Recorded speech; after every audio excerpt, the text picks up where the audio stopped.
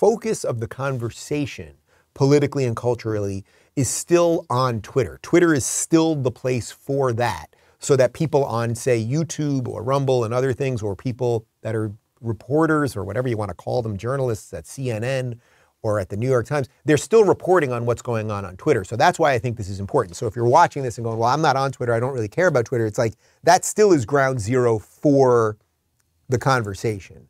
So the Washington Post had an interesting take on this. Here's a beautiful headline from the Washington Post. Elon Musk's Twitter investment could be bad news for free speech. It's literally the reverse of the truth, which is simply perfect for the Washington Post. Elon made a point over the course of the last few weeks of saying, I want to defend free speech. I don't like the way Twitter is doing it. I am here now putting my money where my mouth is to ensure that they will be more respectful of free speech principles. But of course, Washington Post's editorial about that was that it's going to somehow harm free speech.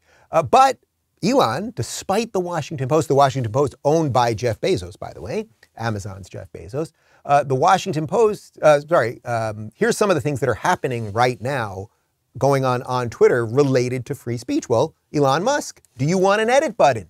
This is something people have talked about for a long time because, you know, occasionally you actually mistype something, or I find iPhone autocorrect is actually horrible and doesn't warn me about words that are mistyped and sometimes confuses other words and puts spaces between things and all sorts of crazy stuff. And you realize it literally 1 second later.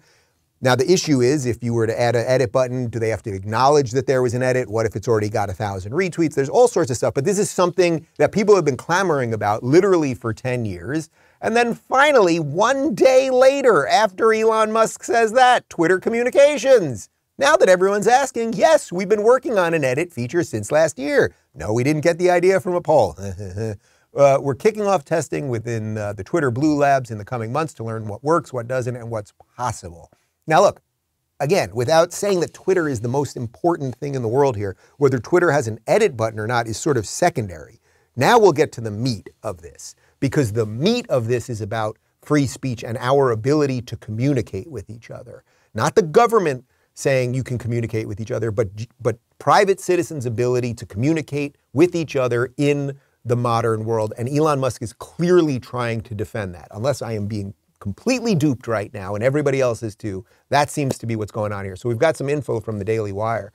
Elon Musk contacted the Babylon Bee before buying a substantial share of Twitter, according to the Christian Satire's chief executive.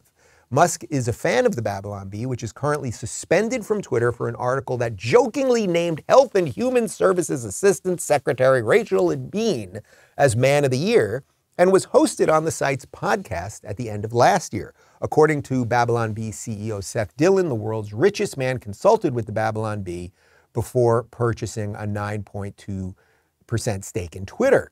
Musk reached out to us before he polled his followers about Twitter's commitment to free speech, Dillon reported. He wanted to confirm that we had in fact been suspended. He even mused on a call that he might need to buy Twitter. Now he's the largest shareholder and has a seat on the board.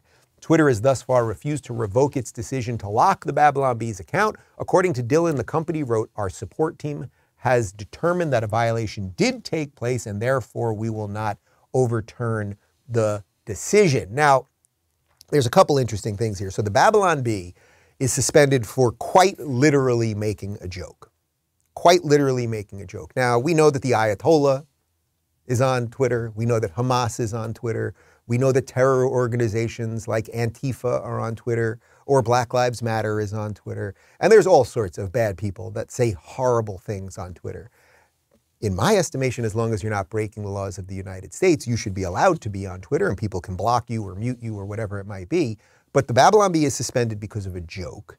And then, even though still very few people are talking about this, it's important to note that Tucker Carlson, the #1 rated host in the history of cable news, is suspended right now for the exact same thing, for basically saying Rachel Levine is a man, not a woman, a biological man, not a woman. That is a fact. That is an uncomfortable fact, but that is a fact. So Elon Musk is defending the Bee. I suspect that the Babylon Bee will be back on there soon. which also leads us perhaps to believe that a certain orange man might be back on there.